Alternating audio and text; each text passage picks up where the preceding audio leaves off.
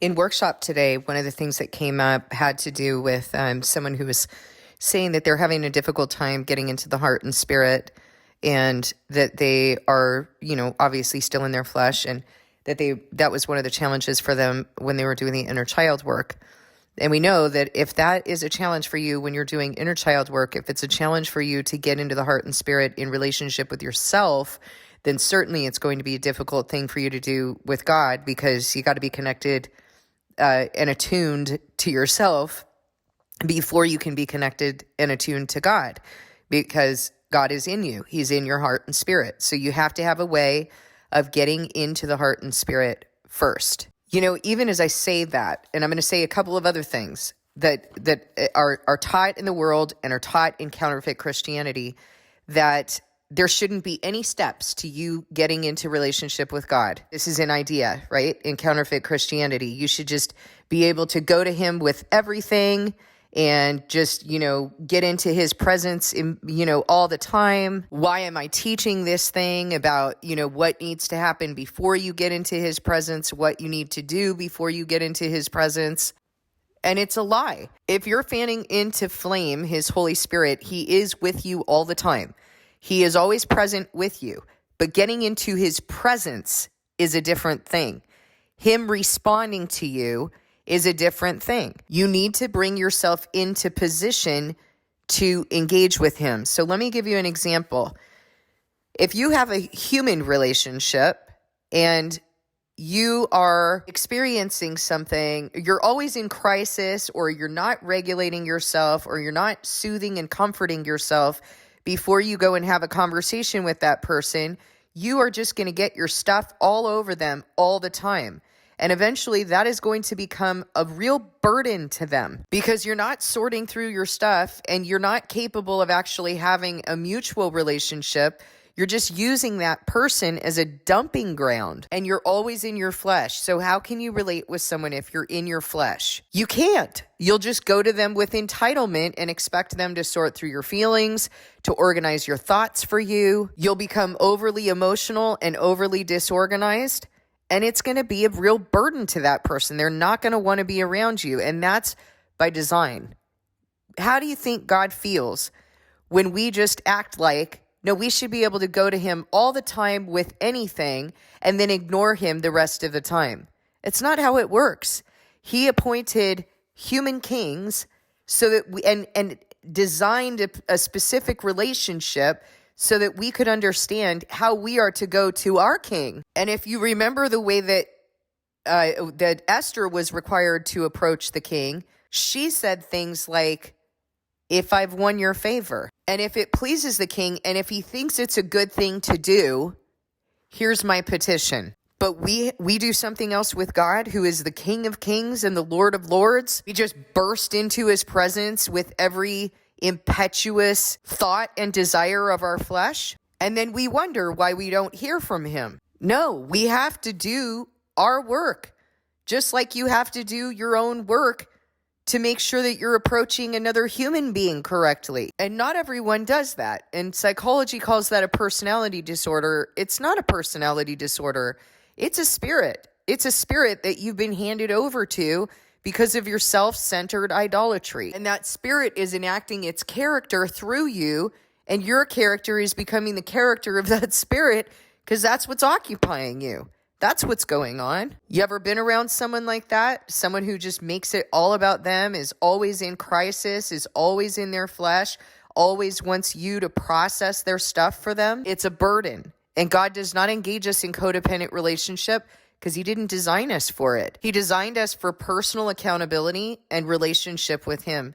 And you can't have a relationship with him in your flesh. You can't have a relationship with him if you are not engaging in personal accountability. So that is the reason why we need to do that. And so this person was explaining that they're having trouble getting into the heart and spirit when they're doing the inner child work. So one of the things that I had them do was to recall something, a situation in which they have experienced grief.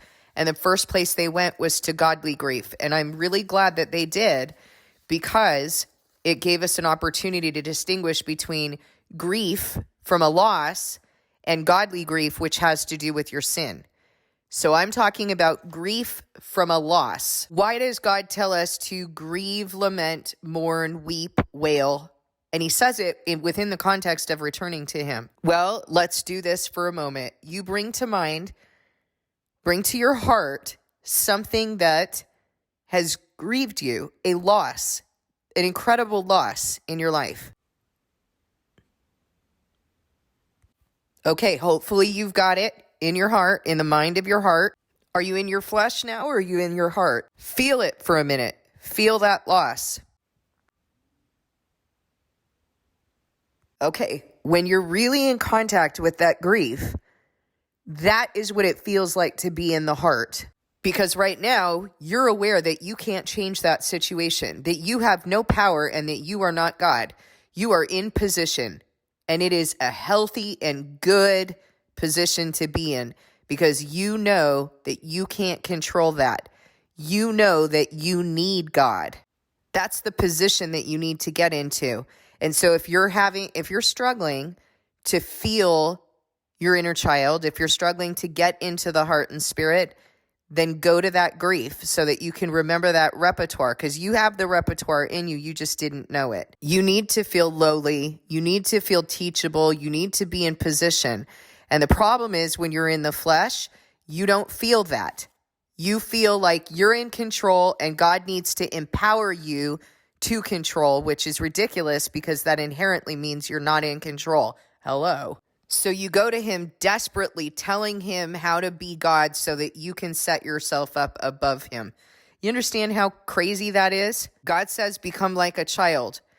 Grief is important because it brings you into that position of recognizing that you actually need him and that you don't have any ability, and it breaks your flesh pretty quickly. God does not bring grief willingly.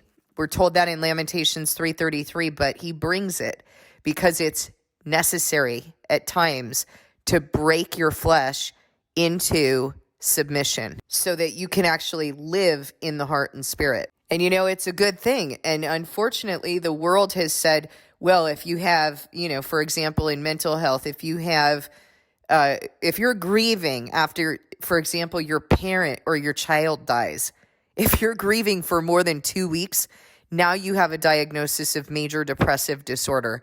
That's the most bizarre, robotic thing I've ever heard.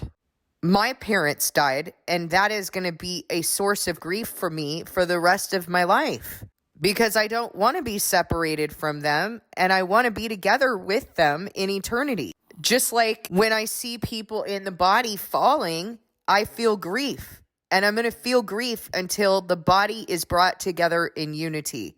It's a good thing to feel. If my child died, you can bet that I would be feeling grief until I am reunited with her. It is absurd to say that you have a condition that you go from bereavement to now major depressive disorder because you're not over it in 2 weeks. What's the inherent message there? Pull yourself up by your bootstraps because it's an inconvenience to everyone else. It's an inconvenience to your boss. It's an inconvenience to the people around you because you're don't feel. That is stupidity. Stupidity comes from the world. So you can see that the world doesn't like what is so vital and necessary in order for you to get into position, breaking the flesh and getting into the heart and spirit in order to actually have a relationship with God. It's going to do everything that it can to dissuade you from actually being in a position you need to be in. Don't fall for it. Learn to appreciate grief. And I hope that this has helped you to understand why it's absolutely necessary for you to do your own work.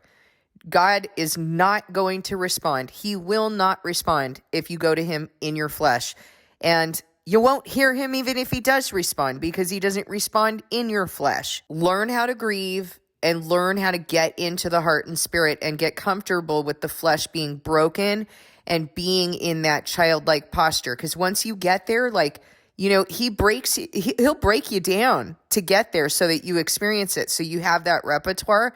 But then we quickly jump out of it. It's too uncomfortable for us. We're too used to, being in the world. And then, then we go to work and we're required to somehow be in the flesh, learn how to stop doing that. In this world, you're going to be bombarded with messages and requirements to check your email, check your phone, be on all the time. But you're going to need to learn how to not succumb to it. And if it's a requirement in your job, you need to pray about that. Pray about what to do about that. Because if it's not the will of God, He will never require you to go there in order to survive. And that is how I lived my life as a businesswoman, always in the flesh, always checking something, always being on my phone. I had to transition into getting comfortable with not being in control, not being in the flesh, and knowing that God will take care of me. Thank you for listening. God bless you, and I'll see you in the next video.